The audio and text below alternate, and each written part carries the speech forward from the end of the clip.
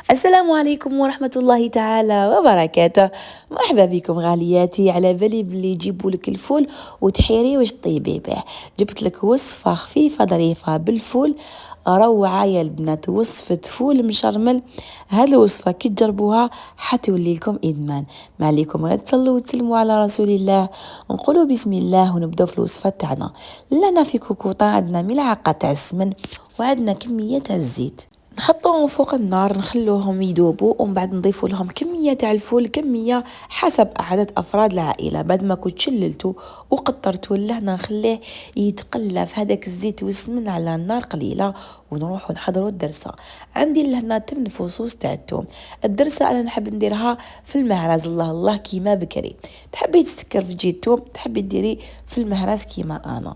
ضفت لها لهنا كميه تاع بودره البصل، كميه تاع فلفل اسود، كميه تاع كمون، وكميه تاع العكري. ندير لها شويه تاع الملح وندرس الدرسه تاعي. اللي ما عندهاش المهراز تقدر تسكرفجها عادي، تسكرفج الثوم ودير التوابل في الكوكوطه. نجي نضيف الدرسه تاعي في هذاك الفول اللي كان يتقلى على النار قليله، نخليها تتقلى هنايا ابتيف يا البنات مع التحريك المستمر. عندي لهنا 2 حبات كبيره تاع طماطم كنت رحيتها في الاشواغ، ونخليها تتقلى على مهلها. لهنا مدوا لها وقتها في التقليه. نضيفوا لها لهنا كميه تاع حشيش مقطفه كنت قطعته في رقيق. تحبوا ديروا هكا، تحبوا ديروا النص ربطه تاع الحشيش التحتانيه هكا مربوطه، تخلوها ترفد البنه. بالنسبه للناس اللي ما يحبوش يعني يشوفوا هكا الحشيش ولا المعدنوس في الماكله، لهنا راني مدت لها وقتها في تقليه البنات. شوفوا هذه المرحله جد ضروريه خاصه مع المبتدئات. خلوا ماكلتكم تتقلى مليح تجيكم بنينه. حكمت هذاك المهراس كنت شللت هذيك الدرسه اللي بقات لي، ولهنا مرقت بالماء الساخن. ما تمرقيش بزاف، يعني غطي الفول تاعك بالماء وغلقي عليها في الكوكوطه. في الاول حسبت لها 20 دقيقه البنات، سا ديبون، كاين الفول اللي يكون طياب وكاين فول اللي ما يكونش طياب. غلقت عليها 20 دقيقه. بعد ما جازت 20 دقيقه فتحت عليها، قلت نشوف الفول اسكو طاب ولا ما طابش.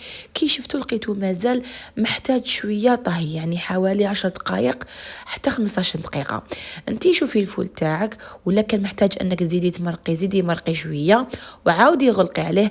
انا دالي حوالي 30 دقيقه طياب، يعني دالي نص ساعه طياب على حسب نوعيه الفول. كاين اللي فول يكون طري وكاين اللي ما يكونش طري.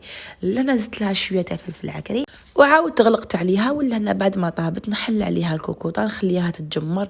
درت لها رشه تاع حشيش مقطفه ونخلوها تجمر في عقلها يا البنات. خلوها تدي وقتها باش تجيكم الصلصه خاطره. لهنا هاد الاكلات نتكل حاره، انا كوم عندي داي صغار ما درتهاش حاره. اللي ياكل الحار كي تكوني تدرسي في الدرسه تاعك تدرسي معاها فلفل دريس ولا ديري لها راس حار هكا يطلق البنه تاعو. لا انا جيت نسقيها معكم. شوفوا جاتني المرقه خطره وجات بنينه والفول طايب زبده. اهم شيء البنه يا البنات. جربوها وروحوا خلوا لي رايكم في التعليقات. ورشه تاع زيت الزيتون اللي هي ضروريه، لانه زيت الزيتون هو اللي يزيد لها بنه على بنه. ونزيدوا لها من الفوق هكا كتزيين رشه تاع حشيش مقطفه وطرونج تاع القارص، وبالصحه والراحه.